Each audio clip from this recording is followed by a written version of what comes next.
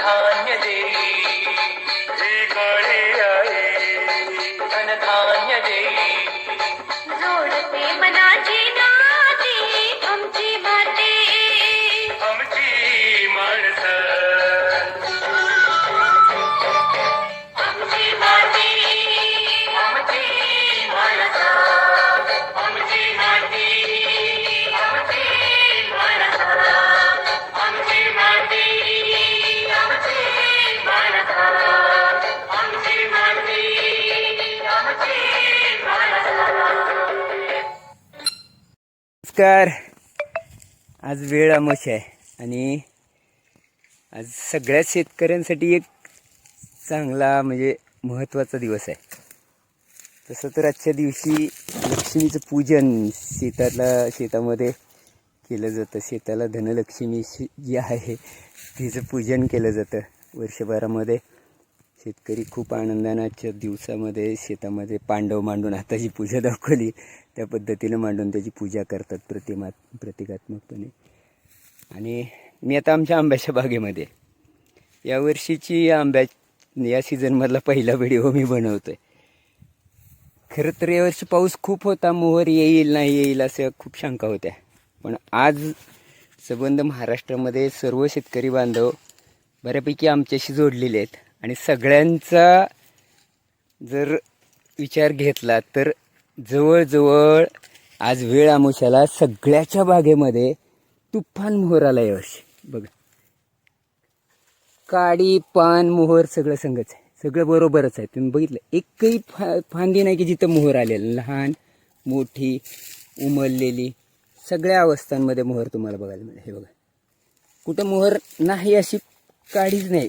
झाडामध्ये प्रचंड मोहर आहे यावर्षी.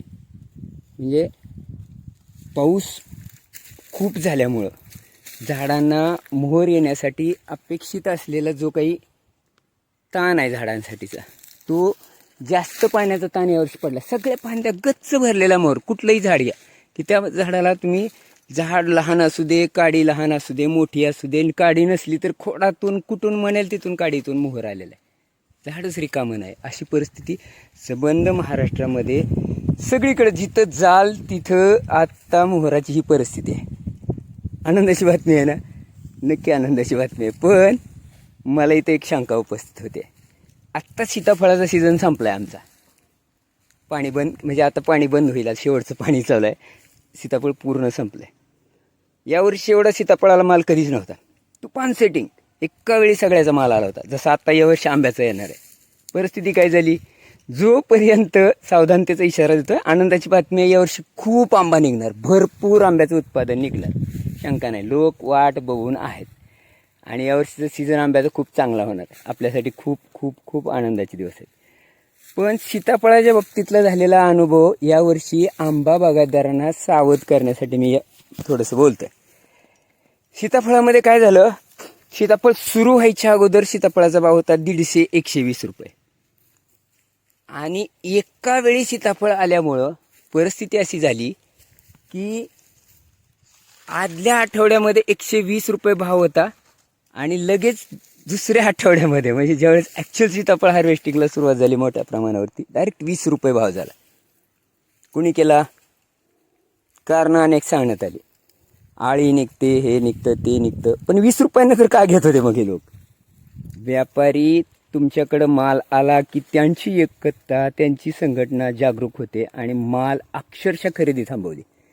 हे ठेवायला येतं का? ठेवायला येत नाही. त्यामुळं यावर्षी आंब्याच्या बाबतीत असं काही होऊ शकतं का याच्याबद्दल आतापासून सावध राहूया. मी म्हणतो आपल्याला ज्याच्याहून काही उपाययोजना करता येतील. सीताफळ विक्रीच्या दृष्टीनं पुढचे 4-5 महिने आपल्याकडे शिल्लक आहे. आंबा विक्रीच्या दृष्टीनं 5 महिन्यात आपल्या पद्धतीनं आंबा बागायतदार म्हणून किंवा संघटनात्मकपणे जे म्हणून काही पर्याय तुम्हाला सुचत आहेत खाली या व्हिडिओमध्ये कमेंट करा. किंवा मी एका विचारात आहे की आपण एक छानसा आंबा विक्रीच्या संदर्भातला फक्त आंबा बागायतदारांचा एक ग्रुप करूया आणि तिथं 5 महिन्यामध्ये एवढं सुंदर नियोजन करूया की समजा 1 नंबरचा आंबा आहे, आपल्याला एक्सपोर्टला पाठवता येईल का? नंबर 1चा आंबा आहे, चांगल्या क्वालिटीचा आंबा आहे, तो चांगल्या दरात विकता येईल का? 2 नंबरचा लोकल मार्केटला विकता येईल का? आणि 3 नंबरचा आंबा प्रोसेसिंग करून त्याच्यामध्ये काही करता येईल का? या दृष्टीनं किंवा अजून काही तुमच्या डोक्यात प्लॅन असतील तर ते करण्यासाठी एकटा कोणी काही करू शकत नाही. 1, 2, 10, 5, 100 झाडं असतील एक ते आंबे तुम्ही विकू शकता.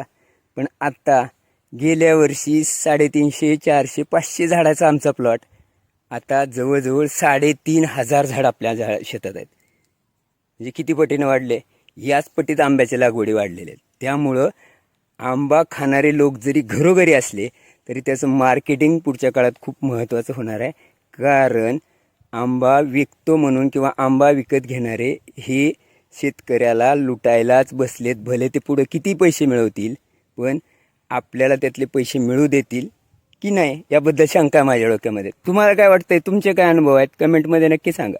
आपण याच्यावरती नक्की चांगला उपाय करण्याचा प्रयत्न करू. यावर्षी एक चांगला वेगळा ग्रुप करून इच्छुक बागायतदारांनी त्या ग्रुपमध्ये सामील व्हा आणि आपल्या आपल्या आयडिया तिथं शेअर करा. आपण वेगळं विज्ञान किंवा वेगळ्या दृष्टीनं पुढं जाऊन पुढं भविष्यामध्ये पुढच्या 10-20 वर्षाचा विचार करून आंबा बागायतीचा चांगला काहीतरी निर्णय घेऊया. नक्की लिहा खाली. मोहर भरपूर आहे. तुमच्या सगळ्याचं अभिनंदन. धन्यवाद. थँक्यू.